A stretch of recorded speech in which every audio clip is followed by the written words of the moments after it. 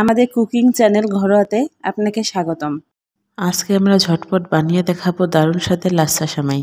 এটা বানাতে আমাদের যেসব উপকরণ লাগবে সেগুলো হলো লাচ্ছা সেমাই 150 গ্রাম, লিকুইড দুধ হাফ লিটার, ঘি 1 টেবিল চামচ,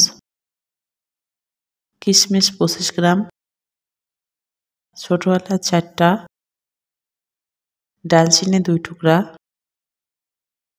চিনি হাফ কাপ। প্রথমে মাঝারি আঁচে চুলায় একটা প্যান বসিয়ে তাতে ঘি ঢেলে দিব।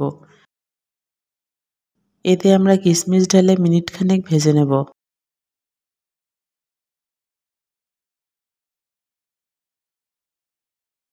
কিশমিশগুলো তুলে নিয়ে এতে আমরা সেমাই এভাবে ভেঙে ভেঙে প্যানে ঢেলে দিব।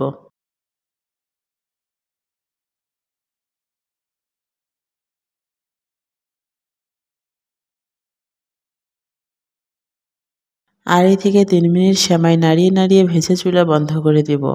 এখন একটা পাতিলে দুধ বলক ওঠা পর্যন্ত জাল দিব। বলক উঠলে এতে আমরা ঢালবো ছোট এলাচ, ডালচিনি আর চিনি। আড়াই থেকে 3 মিনিট নাড়িয়ে নাড়িয়ে জাল দিয়ে চুলা বন্ধ করে দিব।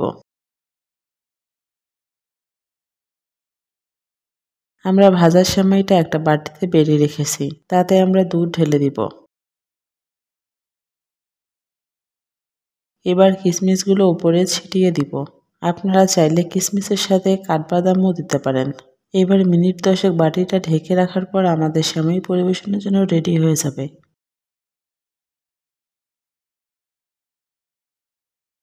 ভিডিওটি কেমন লাগলো কমেন্টে জানাবেন। ভালো লাগলে অবশ্যই লাইক ও শেয়ার করবেন। এরকম মজাদার খাবারের সহজ রেসিপি মিস না করতে চাইলে আমাদের চ্যানেলে সাবস্ক্রাইব করুন ও বেল আইকনে ক্লিক করুন। পরের ভিডিওতে আবার দেখা হবে।